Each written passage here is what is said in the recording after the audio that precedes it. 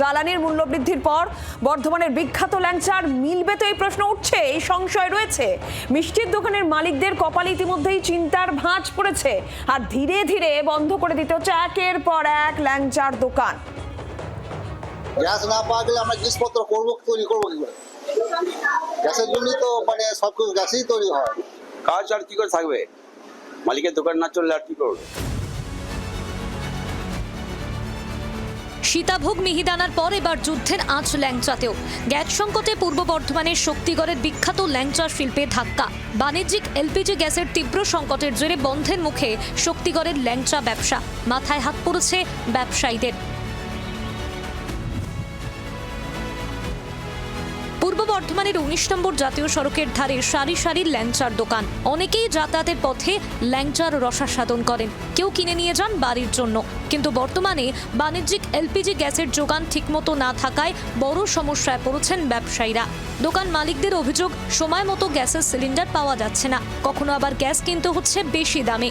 কেউ আবার বিকল্প কাঠের জ্বালানিতে কোনো রকমে টিকিয়ে রাখার চেষ্টা করছেন ব্যবসা। কিন্তু এভাবে কতদিন ব্যবসা চালানো সম্ভব তা নিয়ে রয়েছে ঘোর সংশয়। সবকিছু গ্যাসেই তৈরি হয়। এখন টেম্পোরারি কয়লা উনুন করেছি, দেখা যাক।